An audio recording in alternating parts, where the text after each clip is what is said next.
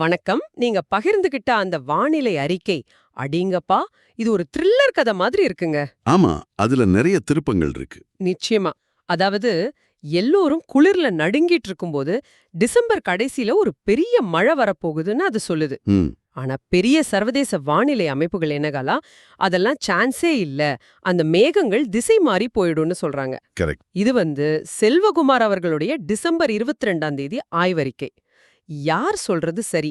வாங்க இந்த வானிலை மர்மத்தை கொஞ்சம் ஆழமா அலசுவோம். ஆமா, நீங்க சொன்னது ரொம்ப சரி. இது ஒரு சாதாரண வானிலை அறிக்கை இல்ல, ஒரு ஒரு வாதத்தை முன்வைக்கிற அறிக்கை. அப்படியா? ஆமா. மாலத்தி அப்படின்னு பெயரிடப்பட்ட அந்த புயல் சின்னம் கரையை கடந்தாலும் அது விட்டு சென்ற குளிர் அலைகளோட தாக்கம் தமிழ்நாட்டுல இன்னும் இருக்கு. இருக்கு. ஆனா அந்த குளிர் சாம்ராஜ்யம் முடிய போது ஒரு பெரிய மாற்றம் வரப்போகுதுன்னு இந்த அறிக்கை ரொம்ப உறுதியா சொல்லுது. ஓகே. இது நாம படிப்படியா பார்க்கலாம். முதல்ல இந்த குளிர் எப்படி குறையும், ரெண்டாவது மழைக்கான முதல் அறிகுறிகள், ஒரு ஒரு ட்ரெய்லர் மாதிரி எங்க தொடங்கும், ட்ரெய்லர். ஆமா.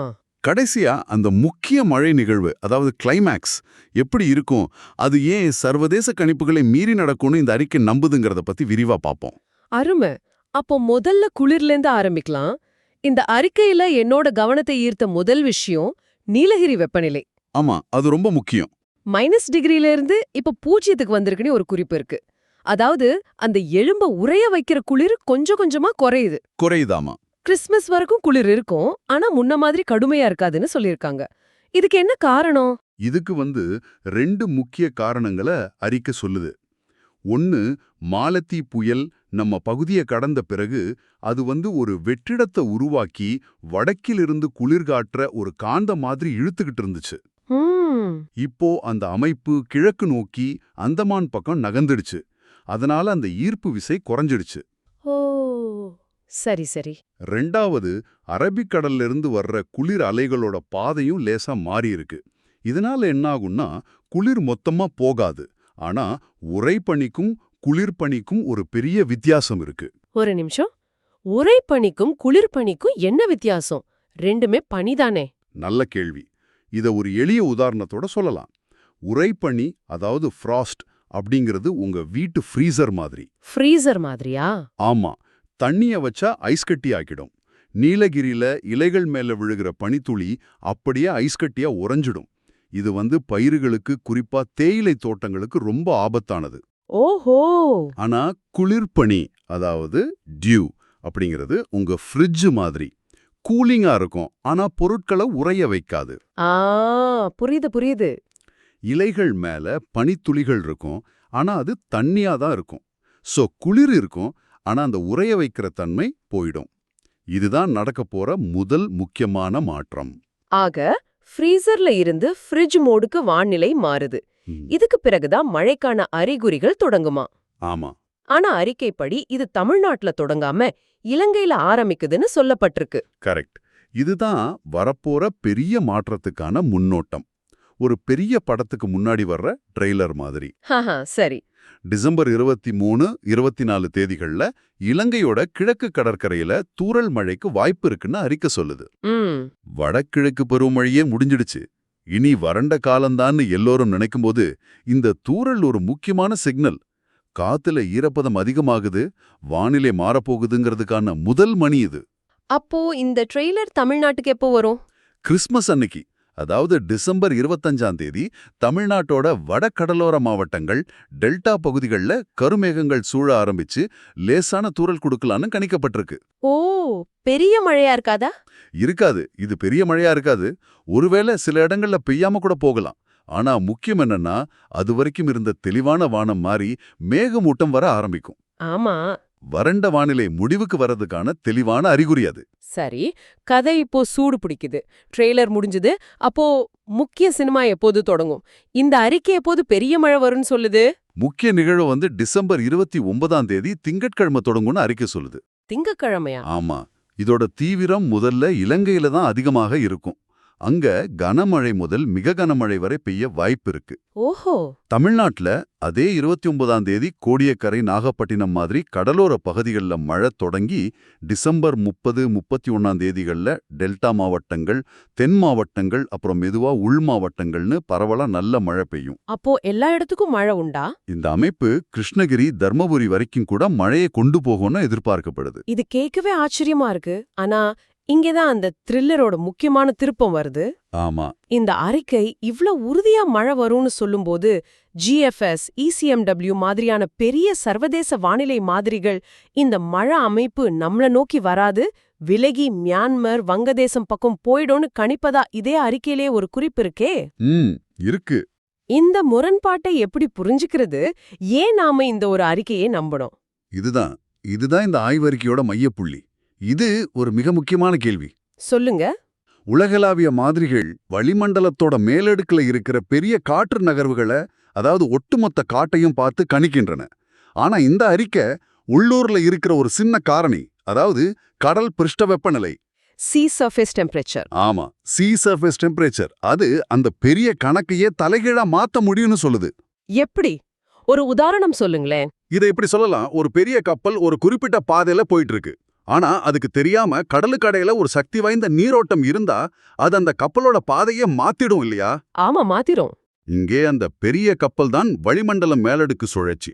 அந்த கண்ணுக்கு தெரியாத சக்தி வாய்ந்த நீரோட்டம் தான் நம்ம குமரிக்கடல், இலங்கை, தமிழக கடற்கரையை ஒட்டி இருக்கிற சூடான கடல் நீர். ஓ, அப்போ இந்த கடல் வெப்பம் ஒரு காந்தம் மாதிரி இந்த மழை மேகங்களை இழுக்கும்னு சொல்றீங்களா? மிகச்சரியா சொன்னீங்க. அந்த காந்தம்ங்கிற வார்த்தை ஒரு உருவகம்தான். அதுக்கு பின்னால இருக்கிற அறிவியல் ரொம்ப எளிமையானது. கடல் நீர் ஒரு இடத்துல ரொம்ப சூடா இருக்கும்போது அதுக்கு மேல இருக்கிற காத்தும் சூடாகி லேசாகி வேகமா மேல எழும்பும். ஒரு இடத்துல இருந்து காத்து மேல போயிடுச்சுன்னா அங்க என்ன உருவாகும்? ஒரு வெற்றிடம், குறைந்த காற்றழுத்த தாழ்வு பகுதி. அதேதான், லோ பிரஷர் ஏரியா உருவாகும். இயற்கையோட விதிப்படி அதிக அழுத்தமுள்ள காற்று குறைந்த அழுத்தமுள்ள இடத்தை நோக்கி வேகமா பாயும். சரி.